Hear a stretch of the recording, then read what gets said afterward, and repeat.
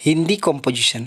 Kolhan university के विद्यार्थी जो यूजी सेमेस्टर 1 में हैं, ठीक है, अंडर ग्रेजुएट कोर्स कर रहे हैं, सेमेस्टर 1 में हैं, तो आप साइंस के स्टूडेंट हैं, आर्ट्स के हैं या कॉमर्स के हैं, इससे कोई फ़र्क नहीं पड़ता, लेकिन हिंदी आपको पढ़ना ही पड़ेगा। हिंदी कॉम्पोजिशन यानी AEC 1 आप सभी के लिए नेसेसरी है, अनिवार्य है, कंपलसरी है, ठीक है। यानी आपको ये पढ़ना ही पड़ेगा, हिंदी का नॉलेज होना ही पड़ेगा। अच्छी बात है, भारत के निवासियों को हिंदी आनी चाहिए। हिंदी जो है बहुत ही इम्पोर्टेंट है हम लोगों के लिए, ये हमारी शान है, ठीक है। तो यहाँ पर जो है कोल्हान यूनिवर्सिटी में अब जो हिंदी का एग्ज़ाम होगा उसमें क्वेश्चन कैसे होगा इसको देख लीजिए। पहला प्रश्न आपके लिए लाया है, जो है सर्वनाम किसे कहते हैं और इसके विभिन्न भेदों का उदाहरण सहित उल्लेख करें। आपको पता होगा अच्छे तरीके से सर्वनाम किसे कहते हैं, तो हम आपको संज्ञा से बताएंगे, फिर सर्वनाम पे लाते हैं, ठीक है। तो सबसे पहले आप समझिए किसको, संज्ञा को, ठीक है। संज्ञा को समझ लीजिए। संज्ञा, देखिए संज्ञा क्या है। संज्ञा को इंग्लिश में नाउन कहते हैं और noun is a naming word. संज्ञा क्या है, एक नाम है जस्ट, यानी कि दुनिया में जितनी भी चीज़ें हैं, ठीक है, वो सारी चीज़ें जिनका नाम है वो क्या है, संज्ञा है। अब जो कोई भी शब्द संज्ञा की जगह को ले लेगा, उसको हटा के उसका जगह ले लेगा, उसी को सर्वनाम कहेंगे, ठीक है। इसका मतलब ये हुआ कि संज्ञा के बदले प्रयोग किए जाने वाले शब्द को क्या कहते हैं, सर्वनाम कहते हैं। जैसे मैं, तुम, वो, हम लोग, वे लोग, ठीक है, ये सारी चीज़ें। जैसे कि कोई कहता है कि सोहन घर जा रहा है, अब सोहन के जगह पे लगा दिए वह घर जा रहा है, ठीक है। तो इसी जगह हम लोग कह सकते हैं कि जो सोहन का जगह वह ने लिया, वह क्या है, वो सर्वनाम है। और जो भी चीज़ें संज्ञा की जगह पे इस्तेमाल, मतलब संज्ञा की जगह पर इस्तेमाल किए जाएंगे, वो सारी चीज़ें सर्वनाम है, ठीक है। तो सर्वनाम क्या होती है, संज्ञा के बदले आ जाती है, इसलिए इसका सेंटेंस यानी इसका जो परिभाषा है वो भी बहुत आसान है। संज्ञा के बदले आने वाले शब्द या संज्ञा के बदले प्रयोग किए जाने वाले शब्द को ही सर्वनाम कहते हैं। जैसे मैं, तुम, वो, हम, इस प्रकार से। अब आगे बढ़ते हैं, इसका और थोड़ा सा उदाहरण को समझ लेते हैं। यहाँ पर देखिए लिखा हुआ है कि सर्वनाम वो शब्द है जो एक वाक्य में संज्ञा का स्थान ले लेता। कोई भी सेंटेंस, कोई भी वाक्य होगा, उसमें अगर संज्ञा का स्थान कोई ले ले तो वही सर्वनाम है।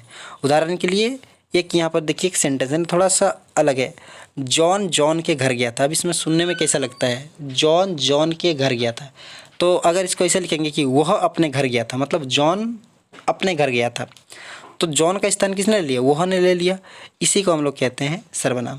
तो देखिए अब सवाल है कि इसको डबल 2 बार लिखने की क्या ज़रूरत है। तो एग्ज़ाम में जब आप कोई भी चीज़ का आंसर देते हैं तो उस चीज़ को ध्यान में रखिए कि पहले आपको उसकी परिभाषा लिखनी होगी, फिर उसको उदाहरण के साथ एक बार परिभाषा लिखना होगा, ठीक है। आप चाहे तो उदाहरण भी दे सकते हैं, उदाहरण को आप शब्दों में, वाक्यों में दे सकते हैं, ठीक है। लेकिन कोशिश कीजिएगा जिससे भी करके ज़्यादा से ज़्यादा लंबा आंसर लिखें और ज़्यादा से ज़्यादा पेज भरा जाए, ठीक है। क्योंकि इससे क्या पता चलता है, इससे जो चेक करने वाला जो होता है वो क्या चेक करता है कि आपके अंदर लिखने की जो क्षमता है, आपकी सोच जो है वो कितनी है, आप अपने मन से कितने चीज़ों को बढ़ा के लिख सकते हैं, ठीक है। इस प्रकार से चेक किया जाता है। प्लस आपका हैंडराइटिंग बहुत ही सुंदर होना चाहिए। हैंडराइटिंग इतना सुंदर होना चाहिए कि कोई भी आसानी से आपके लिखे हुए शब्दों को पढ़ सके।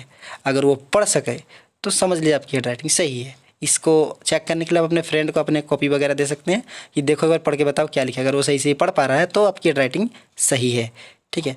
आगे बढ़ते हैं। ये तो बात था हैंडराइटिंग का। इसके भेद पे आइए।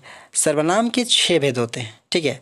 सर्वनाम के कितने भेद, 6 भेद होते हैं, जिसमें पुरुषवाचक सर्वनाम है, निजवाचक सर्वनाम है, निश्चयवाचक सर्वनाम है, अनिश्चयवाचक, प्रश्नवाचक और संबंधवाचक, ठीक है। एक काम कीजिए, ये सारी चीज़ों को ना आप कॉपी पे नोट डाउन कर लीजिए, यानी कि एक कॉपी निकाल लीजिए और उसमें जो है लिखिए जितनी भी चीज़ें यहाँ पर हैं, ठीक है। इसको वीडियो को आप दोबारा तिबारा ऐसे करके देखिए, समझिए, और जो चीज़ें आपको लग रही कि नहीं ये वाला चीज़ मेरे को नहीं पता था या फिर ये वाला चीज़ मुझे लिखना चाहिए, इस प्रकार से आप इसको लिखिए और एक प्रैक्टिस कीजिए कि जिस डिज़ाइन से यहाँ पे दिया गया है उसी डिज़ाइन से आप इसको लिख लीजिए, ठीक है।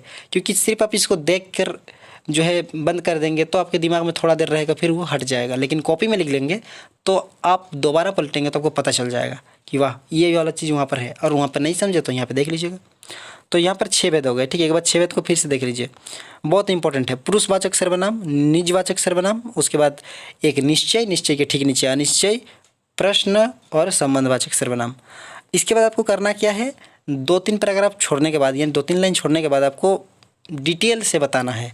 जैसे यहाँ पर मैंने बताया है पुरुषवाचक सर्वनाम।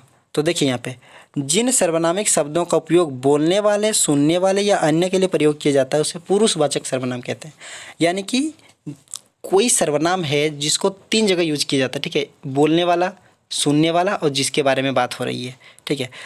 इसलिए इसका भेद भी देखिए, आप 3 भेद मिलेंगे, उत्तम पुरुष, मध्यम पुरुष और अन्य पुरुष। आप लोगों ने इंग्लिश ग्रामर में पढ़ा होगा पर्सन के बारे में, first person, second person, third person. जो बोल रहा है वो फर्स्ट पर्सन, जो सुन रहा है वो सेकंड पर्सन, जिसके बारे में बात हो रही है वो थर्ड पर्सन। यहाँ भी सेम टू सेम है, जो बोल रहा है वो उत्तम पुरुष, जो सुन रहा है वो मध्यम पुरुष और जो जिसके बारे में बात हो रही है वो अन्य पुरुष हो गया, ठीक है। तो पुरुषवाचक सर्वनाम में 3 भेद बनते हैं, ठीक है। और यहाँ पर कितने जनों की बात होती है? 3 जनों की, बोलने वाले, सुनने वाले और जिसके बारे में बात हो रही है। आगे बढ़ते हैं। उत्तम पुरुष, जैसे मैंने बताया बोलने वाला उत्तम पुरुष होता है, जैसे मैं, मुझे, हम, हमारा, ये सारे उत्तम पुरुष है क्योंकि ये लोग बोलने वाले हैं। सुनने वाले में तुम, आप, तुम्हें, तुम्हारा, ठीक है। और अन्य पुरुष जिसके बारे में बात हो रही है वह, वे लोग, ऐसे करके, ठीक है। तो यहाँ पर जो है 3 चीज़ें आ जाती है, उत्तम पुरुष, मध्यम पुरुष और अन्य पुरुष, ठीक है। बोलने वाला क्या है? उत्तम पुरुष। उदाहरण मैं, तुम, हम, सॉरी मैं, तुम नहीं होगा, ठीक है, मैं, हम, ये सारी चीज़ें जो है उत्तम पुरुष है। मध्यम पुरुष में तुम, आप होंगे और अन्य पुरुष में वह, वे लोग आदि आएंगे, ठीक है। आगे बढ़ते हैं निजवाचक सर्वनाम में। अब निजवाचक सर्वनाम को देखिए। निजवाचक सर्वनाम उन सर्वनामों को कहते हैं जो व्यक्ति या वस्तु की निजता या स्वामित्व को दर्शाता है, ठीक है। यानी कि निज से मतलब समझ लीजिए कि निजता, यानी जो किसी भी व्यक्ति या वस्तु की निजता यानी उसके बारे में कोई चीज़ उसकी है वो बता रहा है, तो उसे बोलते हैं निजवाचक सर्वनाम। अब एग्जाम्पल देखिए, आपको ज़्यादा अच्छे से समझ में आएगा। अपना, मेरा, तेरा, उसका, उनका, हमारा, आपका। देखिए कोई भी चीज़ें हैं जिस पर अधिकार जमाया जा रहा है कि ये मेरा है, ये आपका है, उसी को बोलते हैं निजवाचक सर्वनाम, है ना। निजवाचक समझिए, निज मतलब किसी के पर्सनल चीज़ को बोलते हैं, प्राइवेट चीज़ है, निजवाचक, है ना। तो ये चीज़ें हो गई। ये सर्वनाम वाक्य में व्यक्ति या वस्तु के स्वामित्व यानी कि उसके मालिकाना हक को यानी निजता को दर्शाते हैं। जैसे कि मेरी किताब मेरी है, इस वाक्य में मेरी शब्द को निजवाचक सर्वनाम कहा गया क्योंकि ये शब्द क्या बताता है कि किताब मेरी है, ठीक है। आप चाहें तो इस प्रकार से उदाहरण के अंत में लिख कर भी बता सकते हैं कि किस प्रकार से इसे लिखा गया है, ठीक है। इससे जो है चेक करने वाले के ऊपर अच्छा प्रभाव पड़ेगा और वो समझेगा कि आप जो है किस प्रकार से उनको समझा रहे हैं एक अच्छा उदाहरण के साथ, ठीक है। आगे बढ़ते हैं। निश्चयवाचक सर्वनाम देखिए, ठीक है। निश्चयवाचक सर्वनाम हिंदी व्याकरण में वे सर्वनाम होते हैं जो वाक्य में निश्चित व्यक्ति वस्तु का बोध करा देते हैं, ठीक है। मतलब अगर किसी सर्वनाम से निश्चित व्यक्ति का बोध हो जाए तो उसी को निश्चयवाचक बोलते हैं। जैसे कि यह, वह, ठीक है, ये निश्चित, ठीक है। अब अनिश्चयवाचक देखिए, जहाँ पर बताया जा रहा है कि अनिश्चयवाचक सर्वनाम हिंदी व्याकरण में उन सर्वनामों को कहते हैं जो वाक्य में निश्चित व्यक्ति या वस्तु का बोध नहीं कराते, जिससे आपको निश्चितता का पता ही नहीं चलेगा। जैसे थोड़ा, जैसे कुछ, ज़्यादा, अधिकतर, न्यूनतम, ये सारी चीज़ें क्या होती है? सब अनिश्चित है, ठीक है। तो इसे अनिश्चयवाचक सर्वनाम कहते हैं, ठीक है। जैसे कि थोड़ा चीनी दीजिए, आपको थोड़ा में पता ही नहीं चलेगा कितना देना है, ठीक है। कुछ बच्चे स्कूल जा रहे हैं तो पता ही नहीं चलेगा कितने जा रहे हैं। तो सारे की सारी चीज़ें अनिश्चयवाचक सर्वनाम है। 5 नंबर देखिए, प्रश्नवाचक। नाम से ही पता चल रहा है कि जो वाक्य में पूछताछ के रूप में प्रयोग किए जाते हैं उसे प्रश्नवाचक सर्वनाम कहते हैं। जैसे कि कौन है वो, ठीक है, कौन, कैसे, कहाँ, ये सारी चीज़ें प्रश्नवाचक में आ जाती है, ठीक है। क्यों? क्योंकि इस सर्वनाम का प्रयोग हम लोग व्यक्ति या वस्तु को संदर्भित करने के लिए करते हैं या फिर प्रश्न को जो है, जब हम लोग कोई भी वाक्य जिसमें प्रश्न पूछा जाता है, ठीक है, उस प्रकार के वाक्य में इस्तेमाल करते हैं प्रश्नवाचक सर्वनाम, ठीक है।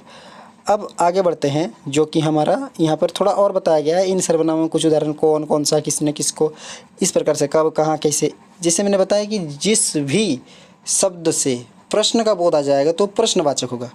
जिस भी शब्द से निजता का, अधिकार का बोध आएगा वो सारे के सारे निजवाचक सर्वनाम में चले जाएंगे।